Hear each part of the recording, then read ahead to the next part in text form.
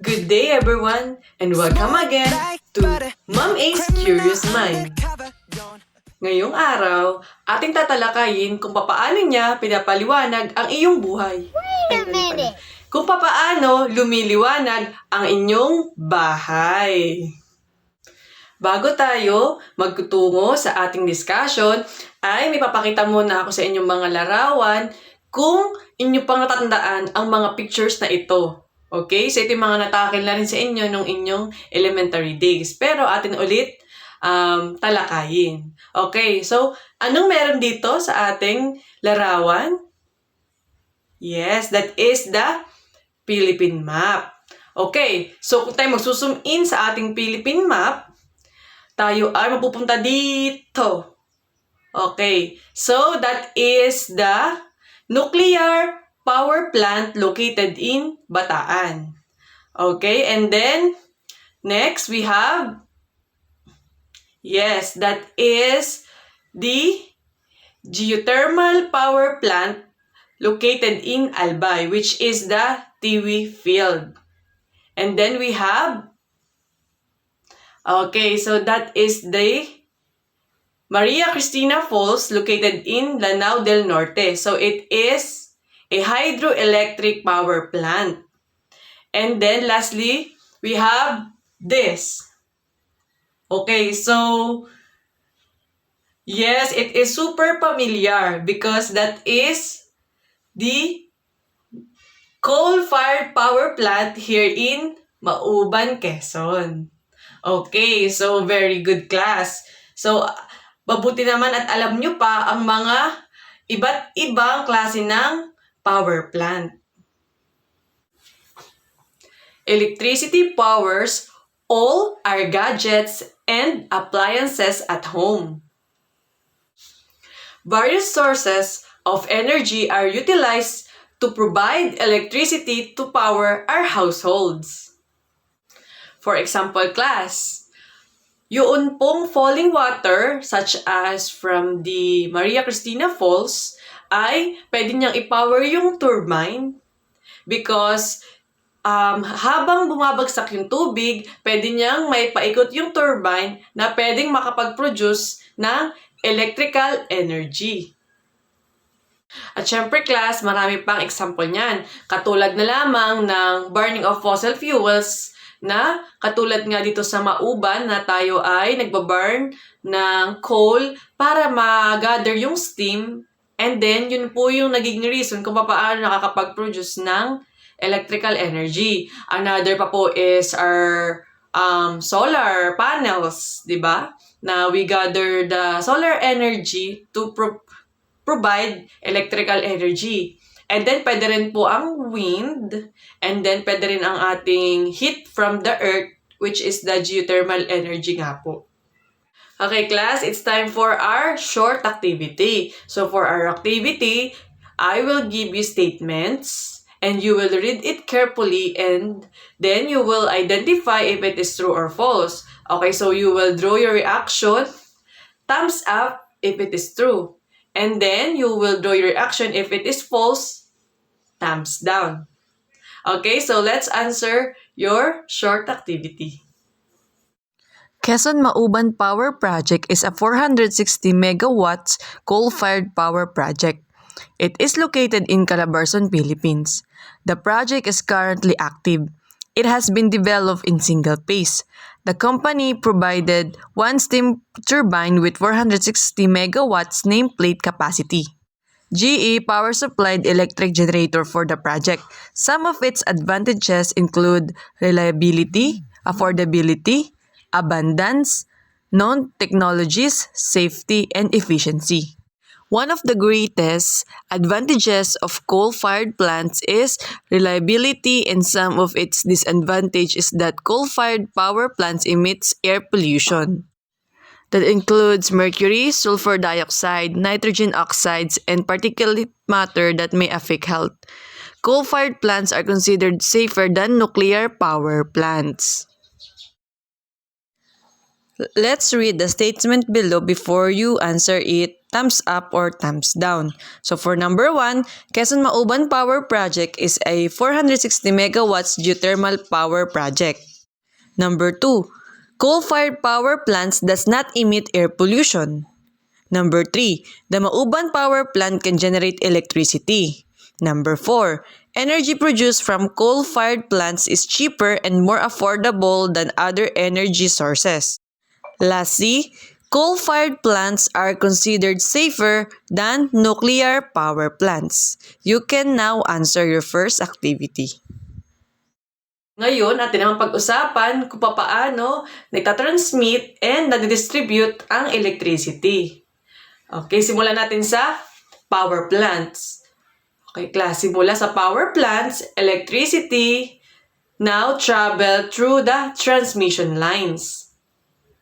Transmission lines are commonly put up between transmission substations which are regulated by the National Power Corporation.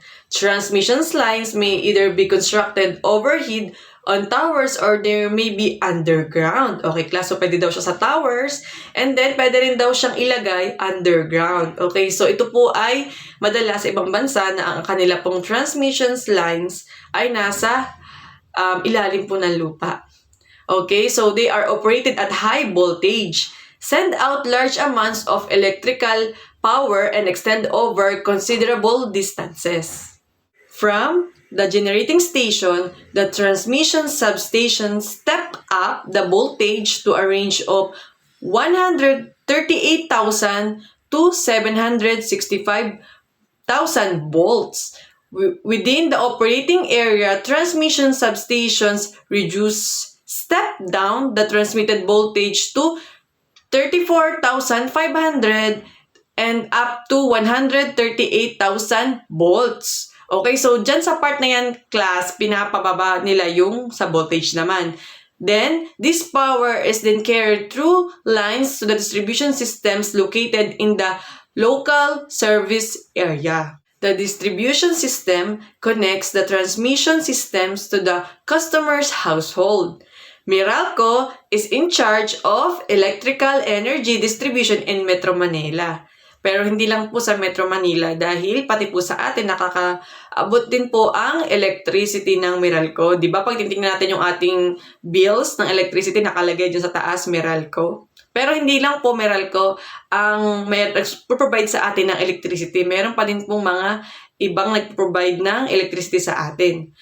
So, the distribution substations further step down the voltage to 2,400 up to 19,920 volts. Okay, so doon naman sa distribution substation, pinapababa po yung voltage.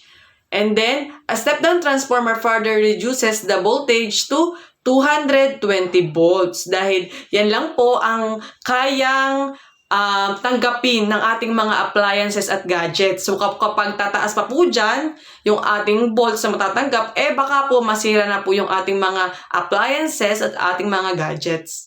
Okay, class, for our next activity, so we will be tracing power. So, anong ating gagawin? So, we will trace the path of electricity from the generating station, transmission station, and residential areas by matching the illustration to the descriptions. Okay, so you will cut and paste the activity sheet given and put it on another sheet of paper. Okay, so magbibigay po ako sa inyo mga pictures na may corresponding description at kayo po ay magmamatch noon para po mabuo nyo at malaman nyo kung paano nadidistribute ang ating electricity.